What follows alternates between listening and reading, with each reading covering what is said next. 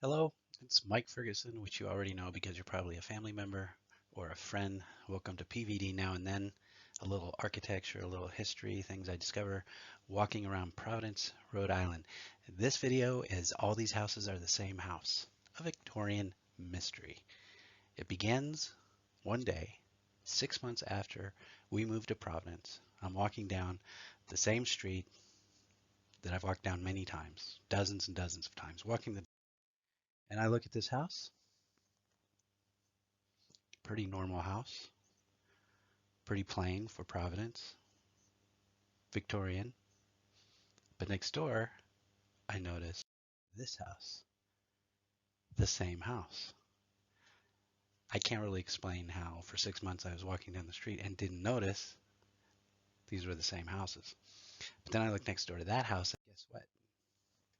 Same house again. Then I looked up and down the street. They were all the same house. All these houses are within a block of my house, like one block west of my house. And I'd been walking past them every day, more than once a day, for like 6 months. And I just noticed one day I looked up, they're all the same house. This is the pattern. 2.5 stories. 2-story bay windows. Sometimes they're square or box bays. Sometimes they're bowed bays. Side hall entry. Sometimes it's covered. Almost always it's covered. Sometimes it's a bracketed cornice cover. Sometimes they're posted. Little window above the door, and two small windows in the half story up top. So what was going on? This must have a name, I figured. So I dubbed it Victorian Light and thought I'm going to figure out what they call this house. So here it is. Usually it's got a mansard roof, which is what that is there. Sometimes it has a gabled roof. Sometimes, like our greenhouse, which is quite beautiful, it's very ornate, Italianate, a lot of detail. Sometimes it's very plain. And generally, though not always, the plainer, the older it is. These houses were built from between the Civil War to 1900. I'm sure there's exceptions, but generally that's the case. And once I saw this house and saw this pattern, I began to see it everywhere, especially on the West End, but all over town. Even on the east side, you can see them. And once you get off College Hill, you start to see a few here and there. But it's like you buy a red car and you see red cars everywhere. Everywhere I looked, there was this over and over again, all over the place, especially in my neighborhood. Here it is, my neighborhood. This is my neighborhood as it was just over 100 years ago or so, sometime after 1907.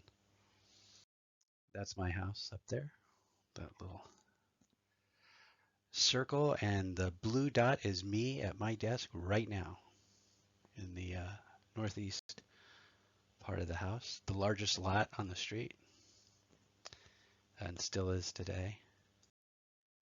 That box there is where I saw the houses. That's where I was when I first looked around and noticed all the houses were the same house. Except for our house. Our house is one of the houses that's doesn't have that pattern. And this is it. It's a true Queen Anne. Uh, it's got some stick elements, some East Lake elements. It's the best house on the street, but it does not follow that pattern, which I dubbed Victorian Light. Down here, I put a box around the armory, which is the castle at the end of my street. That's a story for another time. And then this rectangle here, all the houses inside that rectangle, sort of my neighborhood, um, inside that, 65% of the houses have this pattern. I know because I counted.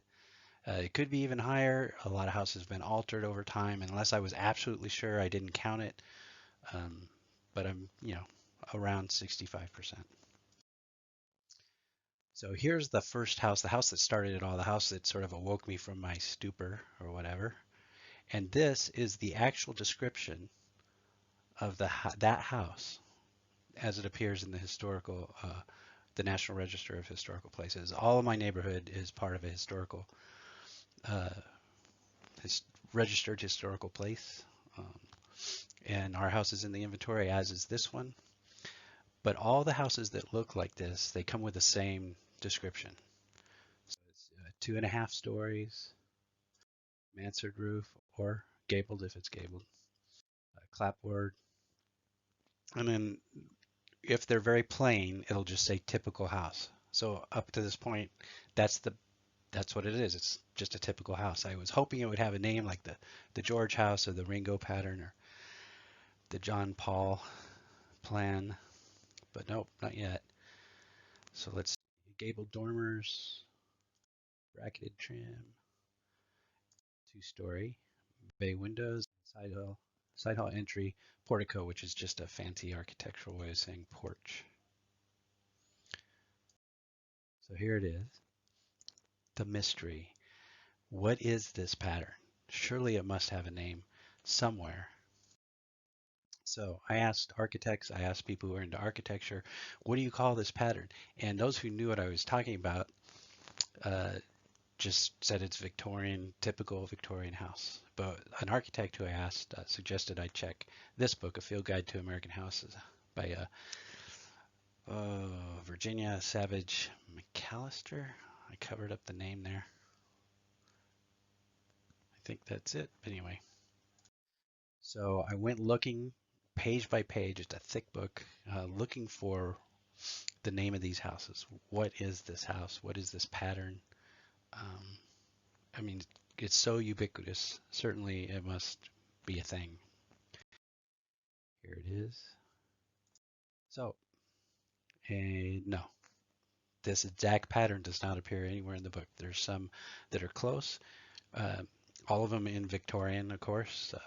This one, um, you see there's no half story up top, and it's side gabled, meaning the door is not at the end of the gable, like underneath the inverted V. It's off to the side, I believe so. There could be something that I can't see. Same here, side gabled, I believe. No, no half story up top. Again, no half story up top. Flat roof. Um, and this is the closest in terms of the facade that faces the street. We do get our little half story up top, but a lot of elements that are a little different, including that the side of the house. And another one not quite there. It says seems to show that a half story is possible with a mansard maybe.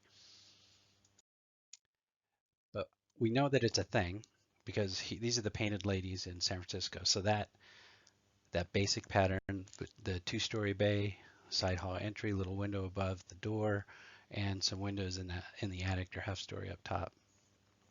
We know it's a thing. It's just there's no name other than the name I've given it, Victorian Light. Here, this is interesting. This is just a few blocks from my house, and this is brand new. When we moved in, this was a vacant lot, and construction started right after we moved in.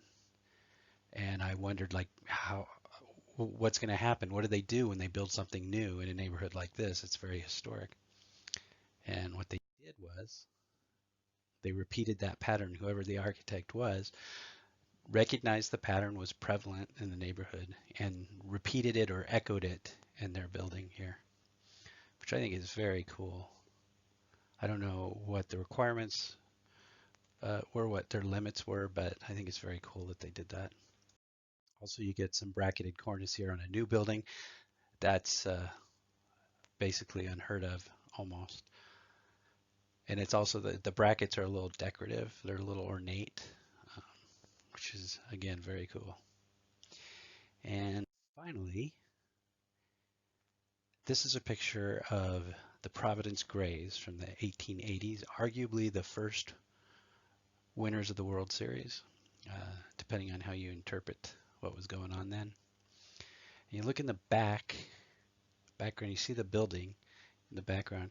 Standing in front of this, if you're standing where I took the picture of this new building and you turned to your right, you would see that building in the background. It's missing the adjacent building, it's missing the tower, but that building is still there, the Willow Street School.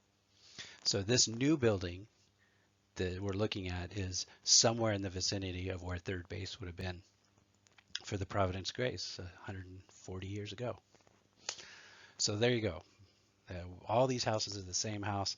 Still haven't found a name. I have a fantasy that one day I'll be in a used bookstore and I'll open a pattern book or something and I'll say, oh, this is the, what was known as the serenade pattern in New England and other places, and had other names.